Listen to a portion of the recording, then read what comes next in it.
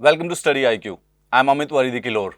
इस सीरीज के द्वारा हम मॉडर्न हिस्ट्री को कंप्लीट करने की कोशिश कर रहे हैं। Obviously our focus is on the book named as Spectrum, जो कि एक कॉमन रेफरेंस बुक होती है यूपीएससी के लिए मॉडर्न हिस्ट्री की तैयारी करने के लिए। मॉडर्न हिस्ट्री यानी कि 1700s के बाद जो भी इतिहास के अंदर जैसी भी घटनाएं हुई हैं, जिसके अंदर प्राइमरली दो मेजर डिवीजन है। एक तो 1700 से लेके 1857 तक, which is related to the rule of the British, कि कैसे how did this European power came to India and actually control the whole Indian subcontinent. और 1857 जहां पे फर्स्ट वॉर ऑफ इंडिपेंडेंस हुई थी, where Indians actually started rebellion against the foreign rule, and then that story goes from 1857 to 1947, जिसको Indian national movement कहा जाता है। I have already advised you in first 3 lectures कि अगर आपको इस सीरीज का फायदा लेना है, if you really want to be benefited through this series, और आपको पूरी हिस्ट्री पढ़नी है और हिस्ट्री पढ़ने के बाद उसमें से क्वेश्चंस भी सॉल्व करने हैं, so this book would be actually necessary. Modern India history text book of class 12th called as the old NCERT. अगर आप इसको पढ़ने के बाद, after reading this book modern Indian history को, and then you follow these lectures, और इसके साथ फाइनली जो लर्निंग, रिवीजन, रट्टा लगाना है, वो बेसिकली हम स्पेक्ट्रम से लगा सकते हैं। We are obviously following the chronology और the index of the modern Indian history from the spectrum. तो जैसे हमारे जो चैप्टर्स थे, चैप्टर नंबर 1 और चैप्टर नंबर 2 बहुत ही सेफली छोड़े जा सकते हैं। उसको एक बार रीडिंग लेनी है, उसमें से कोई स्पेसिफिक क्वेश्चन नहीं आएगा, they are just basically introductory. इसके बाद chapter number 3 which discusses about the advent of the Europeans। सिर्फ ब्रिटिशर्स ही भारत नहीं आए थे, rather Portuguese, Dutch, French and Britishers, तो basically Spanish also। So there were all the European powers जो उस समय की major powers थी, they came to India। Finally सिर्फ और सिर्फ ब्रिटिशर्स बचे, मतलब कि बाकी सारी की सारी पावर्स जो दूसरी कॉलोनियल पावर्स थी, उनको ब्रिटिशर्स ने बेसिकली काइंड ऑफ डिफीट कर दिया। ये वाला चैप्टर अभी हमने स्किप कर दिया है, बहुत ज्यादा क्वेश्चंस नहीं आते हैं इससे, but yes it is also necessary to understand the whole thing. And then India on the eve of the British conquest, कि ब्रिटिश कॉन्क्वेस्ट होने से पहले इंडिया की हालत क्या थी। हालत इन द सेंस कि उस समय कौन कौन रूल कर रहा था, मुगल्स कहाँ पे कौन से एरिया को कंट्रोल करते थे, बाकी रीजनल पावर्स कौन थी, बंगाल के नवाब्स के बारे में, मैसूर के बारे में, मराठा पावर के बारे में। This is what the chapter 4 discusses. जब हम डिस्कस कर लेते हैं कि चैप्टर 4 कि ब्रिटिशर्स अप्रोक्सीमेटली 1700 सेंचुरी के समय में, 1750s to be more precise, जब ब्रिटिश एक पॉलिटिकल फोर्स बनना तैयार हुए, उससे पहले पहले कौन कौन सी रीजनल पावर्स है, then we actually discusses the expansion and the consolidation of the British power in India. And this is where we actually started this series from. Lecture 1 जो हमारी सीरीज का है, वो हमारे चैप्टर 5 को पर्टेन करता है, expansion and consolidation of British rule in India, which begins approx around 1750s के बीच में। ऑब्वियसली 1757 की जो बैटल ऑफ प्लासी है, उसको primarily beginning of the British rule in India माना जाता है। अब जो ये पूरा का पूरा चैप्टर है, ये क्या डिस्कस करता है कि उस समय की इंडियन सब कॉन्टिनेंट की जो बड़ी बड़ी रीजनल पावर्स हैं, जैसे कि बंगाल जो था, बंगाल, उड़ीसा, बिहार, ये जो पूरा एरिया था, Bangladesh, present day Bangladesh also, ये जो पूरा एरिया था, इसको नवाब ऑफ बंगाल हैंडल करते थे। How did Britishers defeated them. जो साउथ इंडिया में जो पूरा का पूरा एरिया था, एक large part of the area जिसको मैसूर किंगडम कहा जाता है, टीपू सुल्तान और हैदर अली वाला, उसको ब्रिटिशर्स ने कैसे कंट्रोल किया। एंड जो उस समय का सबसे बड़ा थ्रेट था ब्रिटिशर्स के लिए, जो biggest power after the decline of the Mughals was the Maratha confederacy. How did Britishers overpower the Maratha confederacy. और ये सारे के सारे जो डिस्कशन है, इसको किस प्रकार से डिस्कशन करते हैं कि बंगाल के साथ कौन कौन सी 2 मेजर लड़ाई हुई थी, जिन्होंने बेसिकली कंक्लूसिवली डिफाइन कर दिया कि ब्रिटिश कंट्रोल के पास चला जाएगा बंगाल। फिर मराठास के साथ कौन कौन सी मेजर वॉर हुई थी, तो जैसे 3 वॉर से मराठा के साथ, एंग्लो मराठा वॉर जिसे कहा जाता है, and through over the period of 5 decades होती है, राइट। सिमिलरली मैसूर के साथ 4 एंग्लो मैसूर वॉर्स हैं। जब वो चारों की चारों लास्ट में देखेंगे कि लास्ट में ब्रिटिशर्स डिफीट कर देते हैं। So in lecture number 1 we did how Britishers controlled Bengal।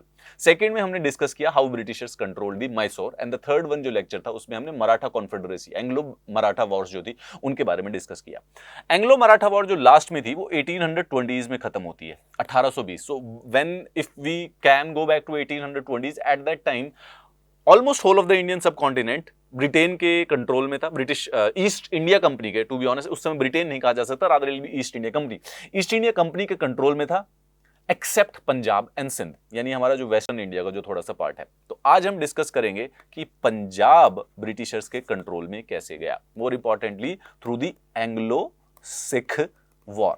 Anglo Sikh war 2 Wars है बेसिकली 1820s के बाद की गई थी, एंड द मोमेंट वो पंजाब पूरा का पूरा और सिंध ऑल्सो इंक्लूडेड।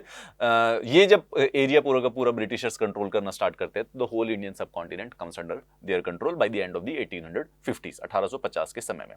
ये हमारा उद्देश्य है आज डिस्कस करने का। अच्छा, legitimately this chapter is slightly difficult, no doubts about it, क्योंकि इसमें बहुत सारे से इन्फॉर्मेशन, बैकग्राउंड इन्फॉर्मेशन चाहिए। सो अगर पहले 4 लेक्चर्स में हमें कुछ चीजें समझ में नहीं आई है, it's okay, this is, it's basically not okay, it's kind of normal, this is what it was suppose to happen.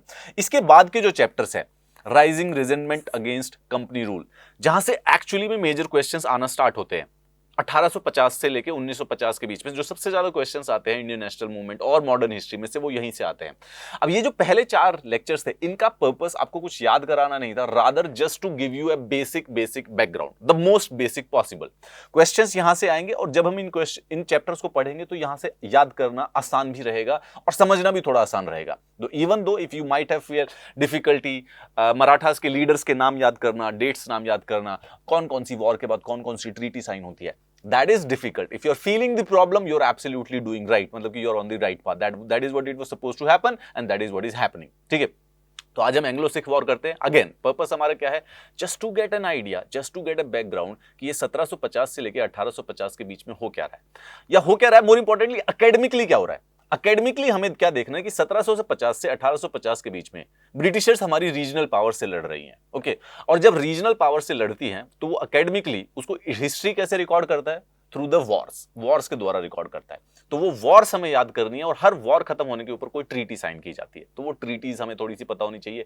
If we are, जब हम एक बार कर लेंगे तो जब हम दूसरी बार रिवाइज करेंगे तो हम उन्हें ट्रीटी के प्रोविजंस क्या थे, उसके कॉन्सिक्वेंसेस क्या थे, वो चीजें भी याद हो जाएंगी। And once we are done with that, मतलब कि अब हमारे पास ऑब्जेक्टिव डेटा भी अवेलेबल है एंड एनालिटिकल डेटा भी अवेलेबल है, यानी हम प्रीलिम्स के और मेंस के दोनों के क्वेश्चंस कर सकते हैं। Let's start with that. Before we move forward, अगर आप एक second, Anglo Sikh war discuss करने से पहले मैं बता देता हूं, अगर आप यूपीएससी की प्रिपरेशन कर रहे हो, here at Study IQ we believe in genuine affordable education. हम एक्चुअली चाहते हैं, this is what our dream और प्लान इज दैट, कि जो यूपीएससी की तैयारी है उसको कोई भी बच्चा कर सके, एवरीबडी। मतलब the financial restrictions, financial obstacles जो होती हैं, वो किसी इंडिविजुअल को यूपीएससी एस्पिरेंट बनने से ना रोक पाए, उसके ड्रीम को ना रोक पाए। And if you are preparing for UPSC, this is for you basically. It's weirdly, tremendously, actually easy UPSC के लिए। अगर आपको UPSC की प्रिपरेशन करनी है, पूरे की पूरे GS चारों पेपर की, प्रीलिम्स के पेपर 1 की एंड प्रीलिम्स के C सेट की, यानी कि टोटल 6 पेपर्स की, जो सारा का सारा कंटेंट है वो हमारे स्टडी IQ की वेबसाइट के ऊपर, if you go any day, जैसे लेट्स गो स्टडी IQ की वेबसाइट पे जाते हैं तो वो वहां पर उसके ऊपर ये सारे के सारे कोर्सेज अवेलेबल है। यूपीएससी IAS का प्रीलिम्स प्लस मेंस का कोर्स है। More importantly we are giving it out at half the price. मतलब अगर आप जाएंगे किसी नॉर्मल डे पे खरीदेंगे तो वो कम से कम 20,000 रुपए का होगा, 20,000 रुपीज।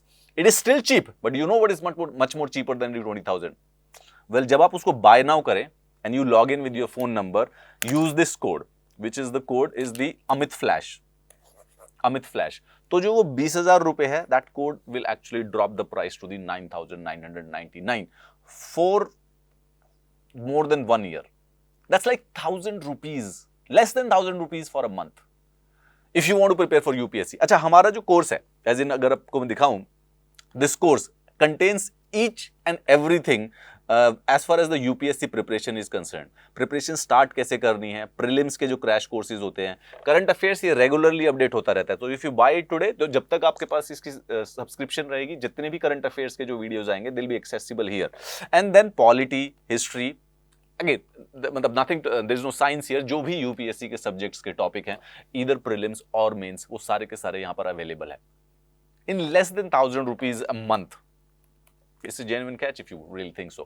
So अगर यूपीएससी की प्रिपरेशन कर रहे हो, go and buy that course and start preparing. It's as simple as that. Until then, let's start Anglo-Sikh War.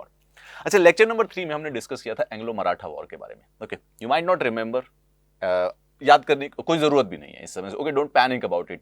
कल लेक्चर देखा था सर हमने, एंग्लो मराठा वॉर का पूरा पढ़ा हमें, और उसके बाद हमें कुछ भी याद नहीं है। It's fine, this is what is going to happen when you do it for the first time. It is a very, history is a very dense, objective data dense है, राइट? बहुत सारी वॉर्स है, every war has a different person, हर war के अलग अलग treaties है, उसके प्रोविजंस अलग होते हैं, सो कॉन्सिक्वेंसेस बहुत सारे होते हैं। It's, we are trying to learn 50 years in 50 minutes, so definitely problems आएगी। कोई प्रॉब्लम नहीं है, याद नहीं है, बट इतनी बात याद है कि हम लेक्चर 3 के अंदर एंग्लो मराठा वॉर्स कर चुके हैं। डन। एंग्लो मराठा वॉर का सिंपल क्रक्स क्या निकला कि 1820 के बाद जो पेशवाशिप थी, राइट, पेशवा जिसको जो कि प्राइम मिनिस्टर ऑफ मराठास होते थे, दैट वाज रिमूव्ड। अब उसके बाद पेशवाशिप 1820 के बाद थर्ड एंग्लो मराठा वॉर के बाद खत्म कर दी गई, राइट। इतना बस याद है, बिल्कुल बेसिक इतना याद करना था। मराठा चीफ उसके बाद ब्रिटिशर्स पावर की मर्सी पे हो गए। राजपूतना स्टेट्स यानी कि जो राजस्थान की जो स्टेट्स थी have been dominated by several decades by the Scindia and the Holkar.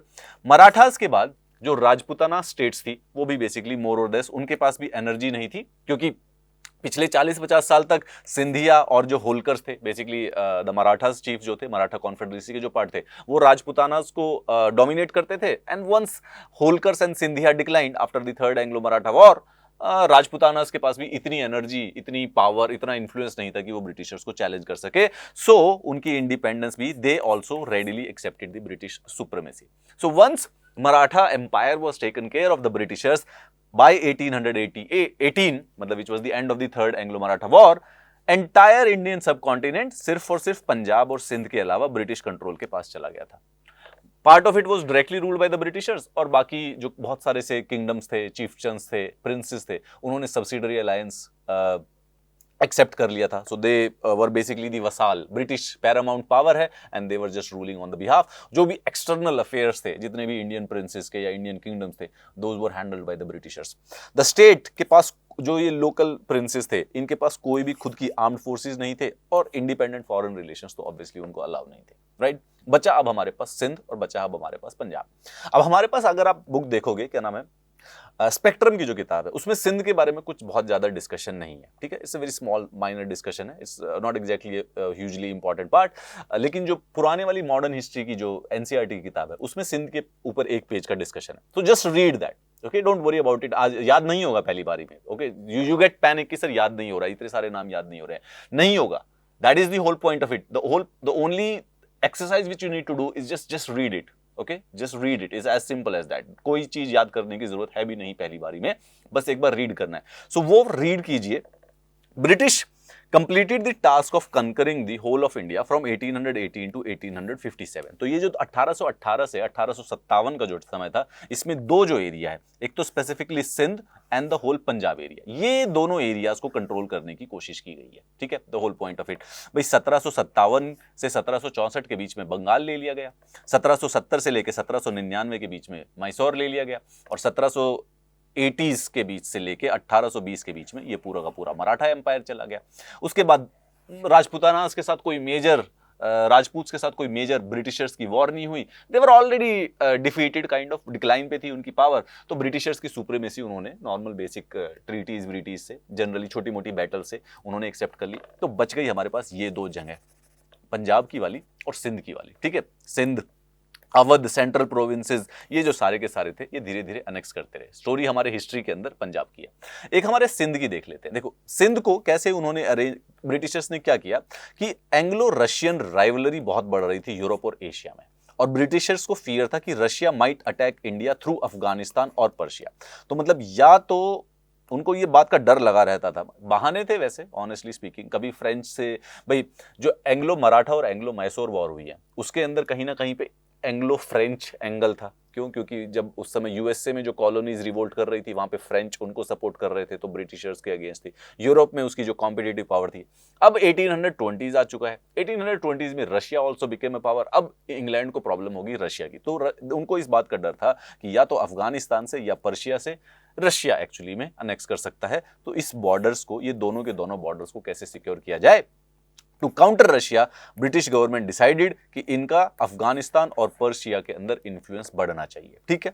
It further felt कि ये सक्सेसफुल तभी हो पाएगा अगर Sindh was brought under British control, and more importantly यहां की जो कमर्शियल ट्रेडिंग पॉसिबिलिटीज थी, वो तो लास्ट में दुनिया में अगर कुछ हो रहा है, वो हो सब कुछ इकोनॉमिक्स की वजह से रहा है। It's always about the money, no matter what. either the if you see about the history and all the wars and the battles that have been fought, there are only two kinds of war, either about the money, either about the women। दो ही reason होते हैं। तो women की जो war होती है, women के लिए जो वॉर होती है, वो कुछ लेजेंडरी और मिथोलॉजिकल हो जाती है, लाइक जो ट्रॉय वाली वॉर हो गई, या फिर पद्मावती वाला जो इवेंट हो गया। हावेवर असली गेम होता है, मतलब बहाना किसी बात पे हो सकता है विमेन का, but at the end of the day it comes to the economics, it comes to the money. तो इनको पैसा चाहिए था, ब्रिटिशर्स को ट्रेड की पावर्स लेनी थी, तो इनको लगा कि सिंध को और कंट्रोल में कर लेते हैं, तो पूरी की पूरी जो इंडस रिवर है उसके आजू बाजू का जो ट्रेड है वो हमारे हाथ में आ जाएगा। That was the whole plan. Roads and rivers of the Sindh were open to the British trade by a treaty in 1832। 1832 में सिंध के जो राजा थे, आमिर्स जिन्हें कहा जाता है, उनके बीच में एक ट्रीटी हुई 1832 में, तो वहां पर ट्रेड करने लग गए ब्रिटिशर्स। चीफ ऑफ सिंध, जिनको आमिर्स कहा जाता था, they were made to sign a subsidiary treaty in 1839। 1839 में ब्रिटिशर्स ने सिंध के जो आमिर्स या जो उस समय किंग्स थे वहां के, उनके साथ एक ट्रीटी साइन की, सब्सिडरी अलायंस की, कि तो हमारी सुप्रीमेसी मान लो, we will respect your boundaries, we will respect your territorial integrity. Again assurance से क्या ही होता है, उस समय ऐसा कुछ इंटरनेशनल ऑर्गेनाइजेशंस थी नहीं। सिंध वॉज अनेक्स्ड इन 1843। इस नाम को याद रखना बस सिंध के कॉन्टेक्स्ट में, by the Charles Napier. The reason I am saying कि there is a possible prelims question which will do कि ब्रिटिश जो जनरल्स हैं उनके नाम होंगे और फिर उन्होंने किसको कैप्चर करने में हेल्प की। तो जैसे लॉर्ड क्लाइव हो गया तो उसने बंगाल को कैप्चर करने में हेल्प की, उसी तरीके से सर चार्ल्स नेपियर हो गया, सो उसने सिंध को कैप्चर करने में कोशिश की। So whenever we are learning about the annexation of Indian rulers by the Britishers, जो ब्रिटिश जनरल इन्वॉल्व था उसके बारे में ध्यान रखना। Now come to the Punjab, जो कि आज के हमारे टॉपिक, जो कि आज का हमारा मेन टॉपिक है, पंजाब के बारे में। मुगल्स की वीकनिंग हो रही है, राइट? मुगल्स तो डिक्लाइन पे हो गए हैं 1707 के बाद, ठीक है, औरंगजेब की डेथ के बाद हो गए। एंड ऊपर से अहमद शाह अब्दाली 1700 अराउंड 40 से लेके 1760 तक रेगुलरली इन्वेड करता रहा है इंडिया को, जिसकी वजह से अगेन और ब्रिटिशर्स मुगल्स का जो ध्यान है बट गया है और उनकी और एनर्जी ड्रेन हो रही है और उनकी वीकनेस हो रही है। यहाँ पे इसकी वजह से, मुगल्स के डिक्लाइन की वजह से कंफ्यूजन और एनार्की है पंजाब के अंदर, ठीक है। Now Punjab eight that time before the Britishers and between the Mughals, ठीक है, तो 1750 से बीच से लेके 1820 तक पंजाब का जो जनरल गवर्नेंस का पैटर्न है दैट इज कॉल्ड एज मिसल। मिसल अलग अलग एक प्रकार की confederacy, something kind of Marathas के लेवल पर, 6 कंसोलिडेटेड इन द मिसल, मतलब कि एक kind of military brotherhood with a democratic setup. अब मिसल का मतलब क्या होता है ये पूछा जा सकता है, बिल्कुल तो याद कीजिए, it's an Arabic word means equal और अलाइक, या another meaning of misl is a state, मतलब जैसे विलेज होता है, गांव या प्रोविंस या किंगडम, उसी तरीके से एक पंजाब का एक वर्ड है अरेबिक, जो पंजाब में उस समय रूल के लिए होता था। तो अलग अलग चीफ्टन है, एक मिसल का एक चीफ होगा, एक kind of A military brotherhood है, ठीक है, बट थोड़े से ये 12 के 12 किसी प्रकार की एक डेमोक्रेसी से चलते हैं, एक डेमोक्रेसी का आइडिया सा फॉलो करते हैं। अब मिसल का मतलब इक्वल और अलाइक होता है, बट जरूरी नहीं है कि, क्योंकि अगेन देयर आर 12 मिसल्स जो कि पंजाब को रूल कर रहे हैं, उस पूरे के पूरे एरिया को रूल कर रहे हैं। अब ये समझ लीजिए कि 12 राजा हैं और वो पूरे पूरे पंजाब पे रूल कर रहे हैं। अगेन कोई ज्यादा पावरफुल होगा, कोई कम पावरफुल होगा, तो टेक्निकली इक्वल नहीं होंगे, बट हाँ लीगली उनको माना जाता था कि जब उनकी कॉन्फ्रेंस होती थी तो 12 उनके जो रिप्रेजेंटेटिव थे वो इकट्ठे मिलकर डिसीजन लेते थे। तो ये मिसल के बारे में एक बात ध्यान रखिए कि भाई 1750 से 1820 के समय में मुगल पावर्स की कंप्लीट डिक्लाइन के बाद जो पंजाब का जो एरिया है वो स्लोली 12 कॉन्फेडरेसीज के द्वारा रूल किया जाता है, different 12 semi independent kingdoms kind of. Military brotherhood is much more appropriate term, जिनको मिसल कहा जाता है, ठीक है। मिसल वर 12 sovereign states of the Sikh confederacy which rose during the 18th century in the Punjab regionon, in the northern part of the Indian subcontinent, and cited as one of the causes of the weakening of the Mughal Empire. Mughal empire का जो decline है, again उसके बड़े सारे से multiple causes हैं सारी, ठीक है। मराठा एम्पायर का राइज उसका एक कॉज है, जो पंजाब के जो मिसल हैं उनका भी, उसका जो राइज था वो भी मुगल एम्पायर को, डिक्लाइन को बेसिकली हेस्टन कर देता है और ज्यादा तेज कर देता है। अब 1763 से लेके 1773 तक बहुत सारे से मिसल थे जो कि पंजाब को रूल करना स्टार्ट कर देते हैं under the Sikh chieftain from the Saharanpur to Attock in the west, from the mountainous region to the north and Multan in the south, ठीक है, कोई प्रॉब्लम नहीं है, सिंपल बात है। हमें सिर्फ इतना याद रखना है कि पंजाब का जो एरिया है 1820 से पहले सेमी इंडिपेंडेंट किंगडम्स में, छोटे छोटे किंगडम्स में बटा हुआ है। इंटरनली वो लड़ाई करते हैं, बट जब कोई एक्सटर्नल थ्रेट आता है तो they react as a unit, ठीक है, they react as a unit. Confederacy है, एक प्रकार का इनके अंदर अग्रीमेंट है कि हम एक एक्सटर्नल थ्रेट से इकट्ठे लड़ेंगे। यहां पर हमें सबसे इंपॉर्टेंट के बारे में याद रखना, इन 12 मिसल में से एक जो है सुकर चकिया मिसल, ये बहुत ही ज्यादा इंपॉर्टेंट है। Okay, this is tremendously important, याद रखिएगा। रंजीत सिंह जी, महाराजा रंजीत सिंह के बारे में भी बात करते हैं। 1780 में इनका जन्म होता है। जब ये जन्म हुए थे तो टोटल 12 मिसल थे। आलूवालिया, भांगी, दालेवालिया, फाजिलपुरिया, कन्हैया, करोरा सिंघिया, नक्कई, निशानिया, फुलकिया, रामगढ़िया, सुकरचकिया एंड शहीद। सुकरचकिया मिसल के जो राजा थे, जो चीफ थे, वो बेसिकली महाराजा रंजीत सिंह के फादर थे। ही वाज बॉर्न 1780 में। ये जो मिसल होते थे, इसका central administration was based on a Gurmatta Sangh which was essentially a political, social and an economic system. Question आएगा सीधा सीधा, गुरुमत्ता संघ क्या होता है?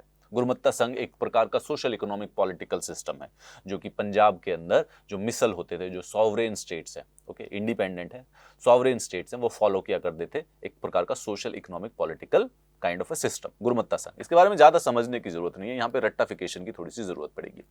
रंजीत सिंह महान सिंह के बेटे थे, the leader of the Sukerchakia misl. अब महान सिंह की जल्दी डेथ हो जाती है जब रंजीत सिंह सिर्फ और सिर्फ 12 साल के थे।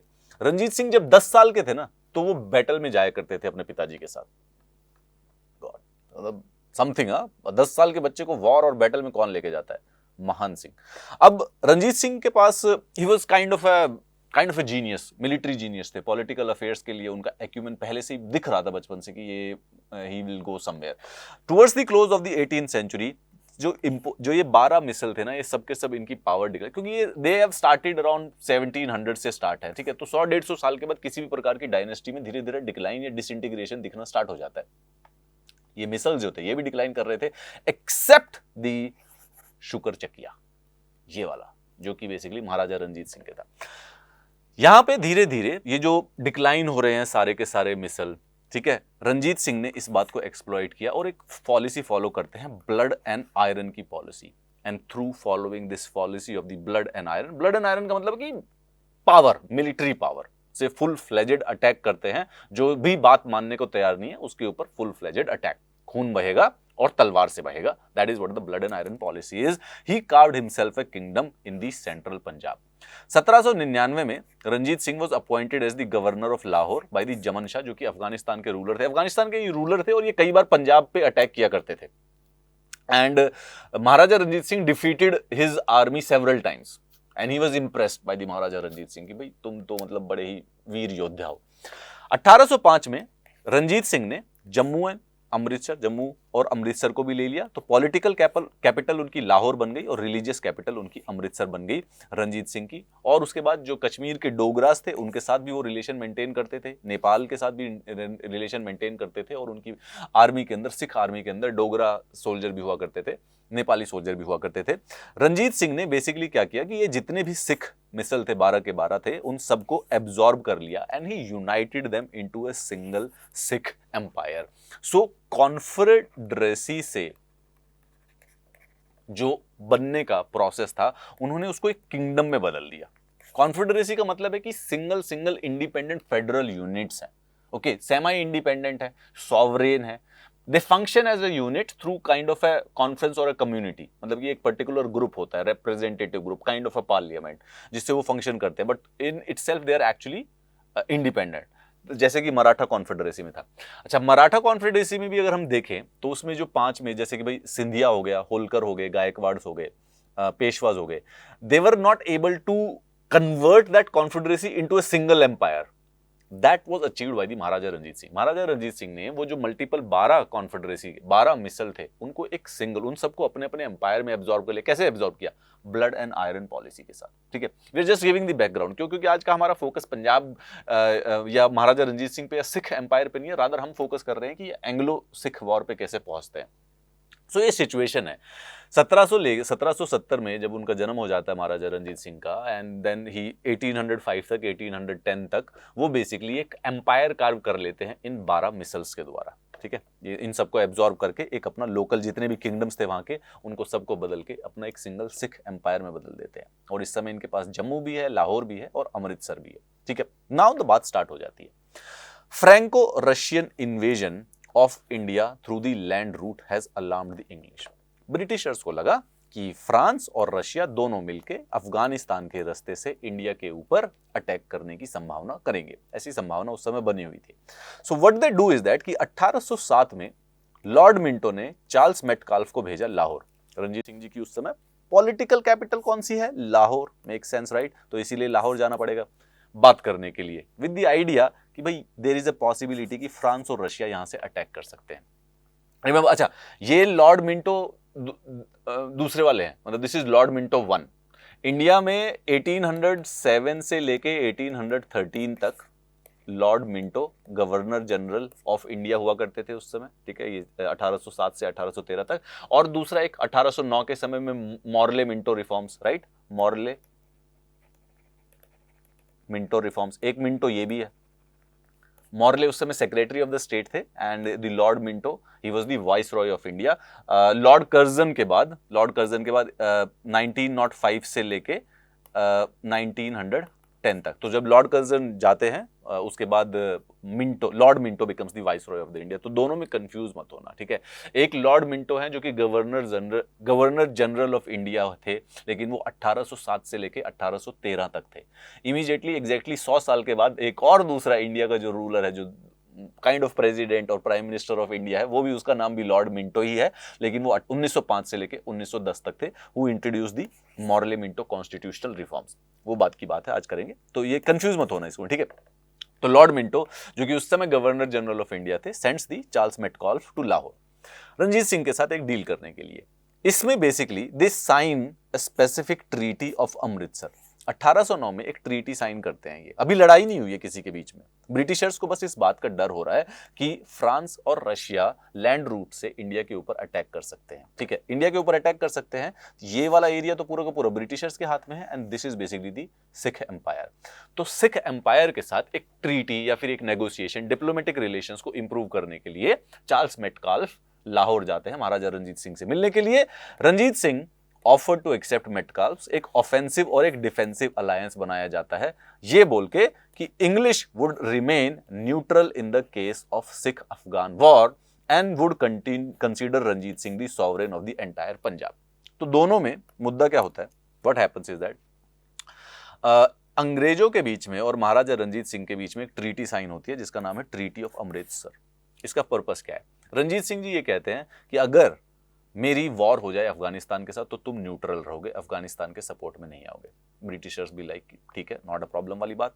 मोर इंपॉर्टेंटली रंजीत सिंह जी को कंसीडर किया जाएगा sovereign of the entire Punjab, entire Punjab के महाराजा माने जाएंगे। ये भी मान लिया अंग्रेजों ने। अब यहां पर एक और, ऑब्वियसली अब अंग्रेज भी कुछ मांगेंगे। अंग्रेज बोलेंगे कि सतलुज रिवर के बाउंड्री जो है, इसके पीछे आपका एम्पायर, इसके यहां पर इंग्लिश एम्पायर, और you will not cross Sutlej river. ये थी ट्रीटी ऑफ अमृतसर।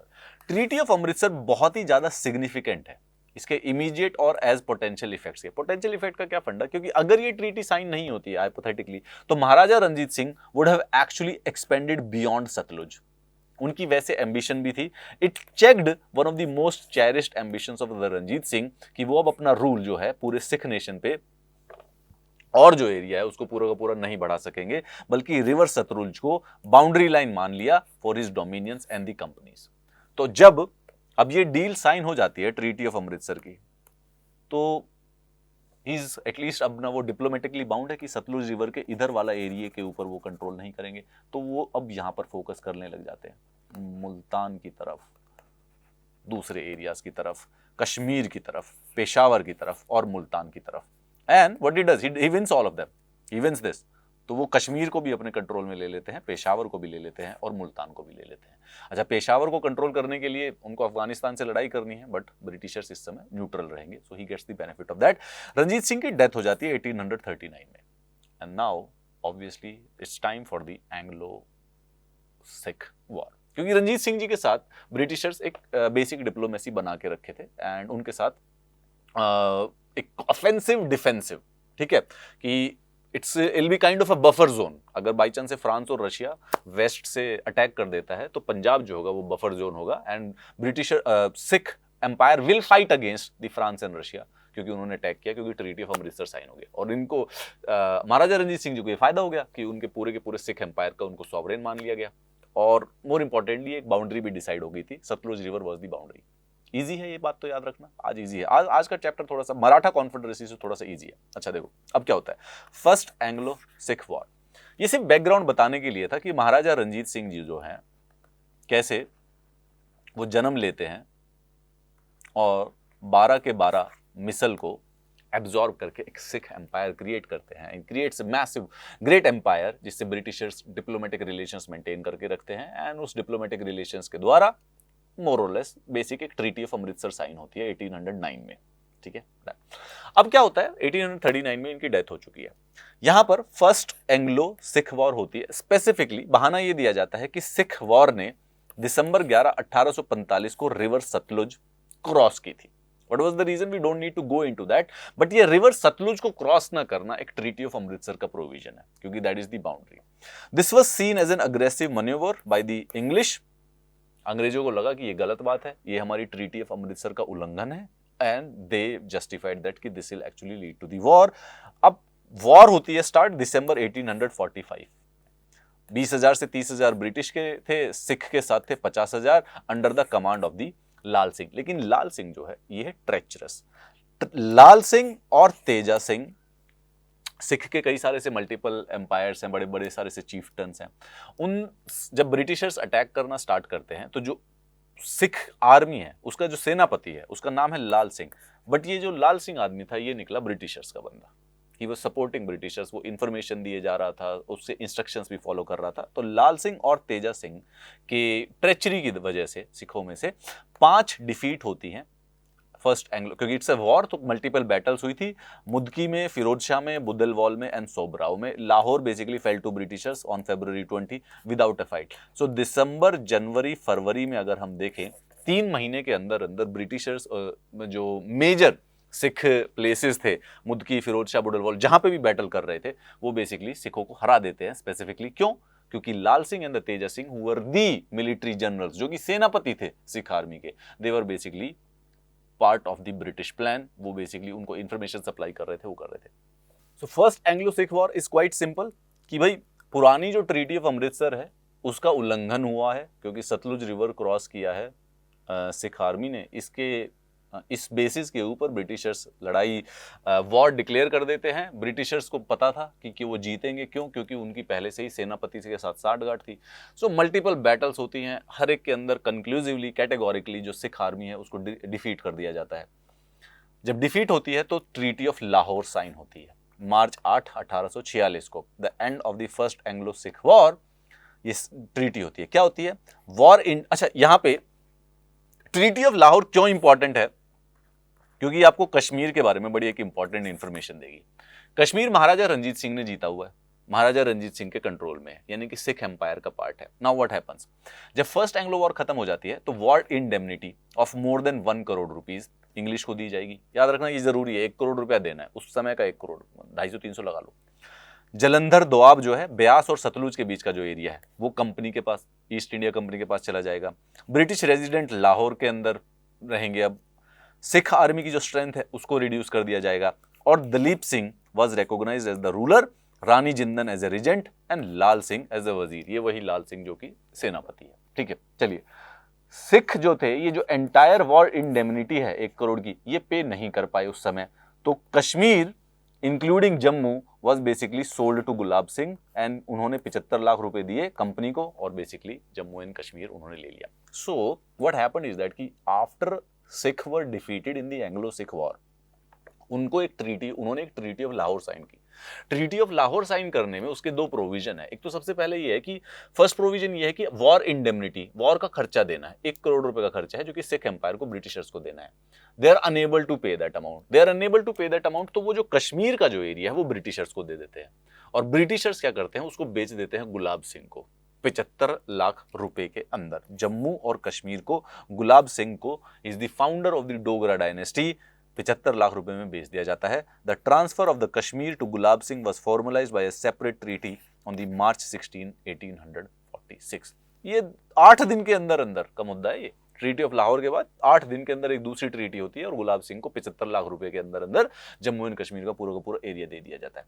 75 लाख रुपए आज कम लग रहे हैं, लेकिन उस समय आप समझ लीजिए कि मतलब वैसे 400-500 करोड़ रुपए में भी पूरा जम्मू कश्मीर खरीदना कम ही लगेगा, but at that time it was a legitimate amount of money.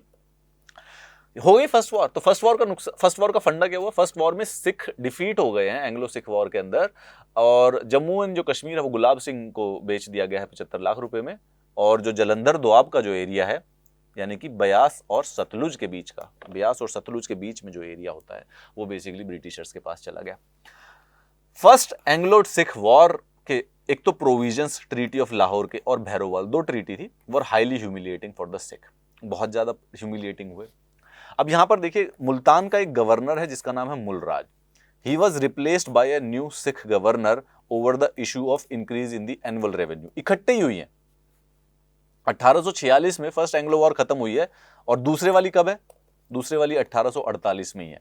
तो जब मुल्तान के governor, Multan is under the control of the Sikh empire, Mulraj उसका गवर्नर है, उसको हटाया एक नए सिख गवर्नर के लिए over the issue on increase in the annual revenue. तो 1.5-2 साल के अंदर ब्रिटिशर्स ने कहा कि और रेवेन्यू क्रिएट करो, नहीं हो पाया, किसी और वजह रीजन थे, तो उसका जो गवर्नर था मुल्तान का, उसको हटा के एक नया सिख गवर्नर ला दिया। मुलराज जो था, he revolted and murdered 2 English officers. Sher Singh was sent to suppress the revolt. He himself joined Mulraj, leading to a mass uprising in Multan.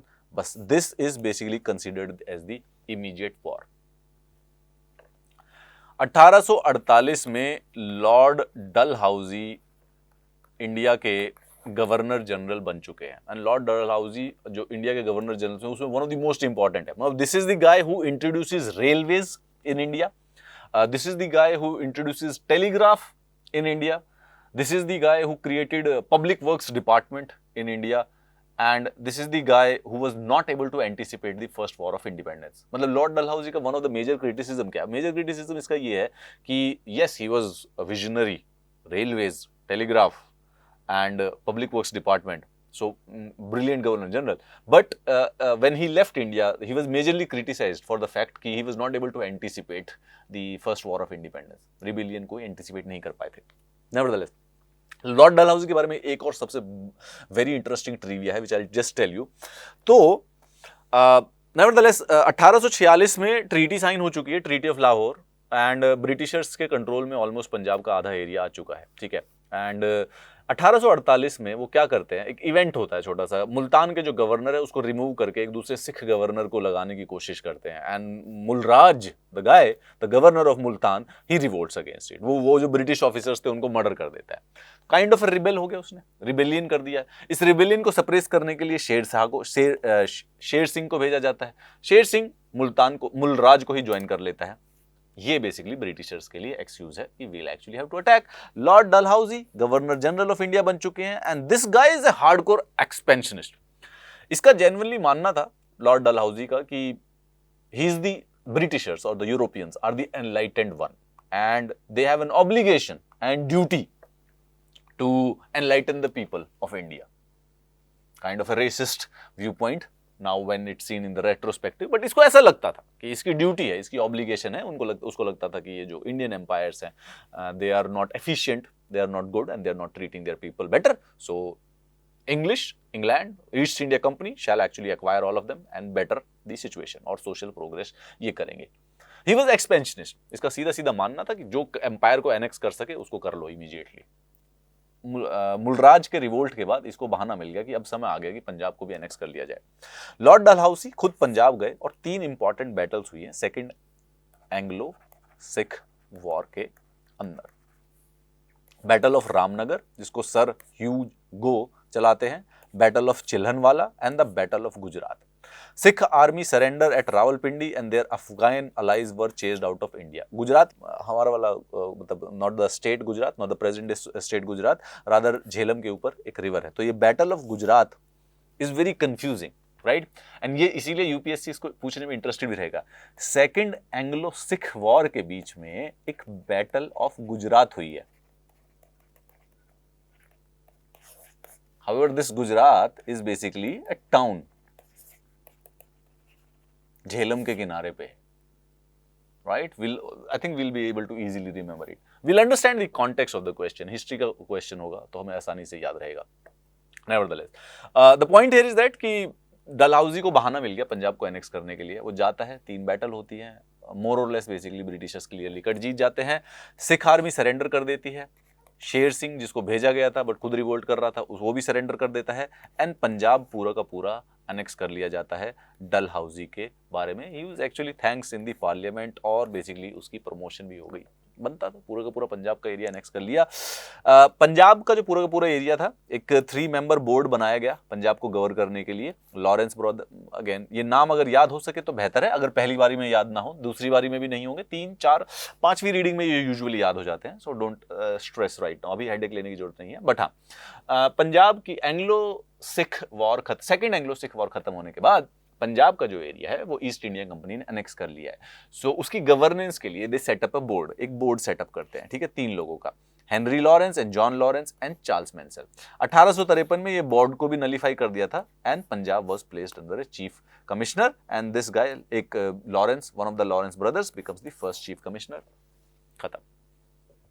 Sindh भी गया, पंजाब भी गया एंड आफ्टर 1850s बेसिकली जो इंडियन सब कॉन्टिनेंट है, from the Bangladesh वाला पूरा का पूरा एरिया, बर्मा से लेके यहाँ तक अफगानिस्तान तक, ऑलमोस्ट ये पूरा का पूरा जो एरिया है, this was controlled by the Britishers.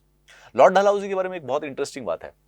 Lord Dalhousie 1849 में obviously British captured the principal state of Punjab, और अभी अभी अगर किसी को याद है, हमने अभी भी देखा था कि उस समय फर्स्ट एंग्लो सिख वॉर के बाद दुलीप सिंह को राजा बनाया गया था, दुलीप सिंह को। In the process, he captured the Kohinoor diamond from the 12-year-old Punjabi Maharaj Duleep Singh. और फिर ये जो कोहिनूर डायमंड था 1849 में, ये फिर बेसिकली इंग्लैंड चला गया था, आज भी वहीं पर है। So, Lord Dalhousie is the person who captures the Kohinoor diamond from the Maharaja Dulip Singh of Punjab. I think this is a trivia which you shall be able to remember. Now the good part is that कि we have actually done with the difficult part. यही chapter एक difficult है। इसके बाद 1849 1850 पे तो हम पहुंच ही गए हैं, राइट? इसके बाद जो है, now we start learning about the Indian national movement and which is the whole part of the spectrum. अब जो स्पेक्ट्रम है वो सारी की सारी बस यही डिस्कस करेगी। तो पहले 5 चैप्टर डिस्कस करते हैं पुरानी थोड़ी सी मॉडर्न हिस्ट्री को, राइज ऑफ ब्रिटिशर्स को, and then from the 6th chapter it start discussing कि भैया 1857 से लेके 1947 तक क्या क्या हुआ है भारत देश में, ब्रिटिशर्स के अगेंस्ट कैसे रिबिल किया गया है, क्या सोशल कंडीशंस थी, the progress and each and everything, constitutional changes and stuff. Lecture number 5 में we will start with this chapter number 6 of the spectrum. या and now it actually becomes easy. Information याद करना भी easy है, concept समझना भी easy है। Don't worry about it. ये पहले जो 4 लेक्चर्स हैं 1-2 बार देखिए, रीड कीजिए 2-3 बार, and just with an assumption कि याद नहीं होगा, just do this exercise. Do it after 1 month again, and then you will probably start realizing कि you are getting the hang of the things, you're getting the concepts of the thing.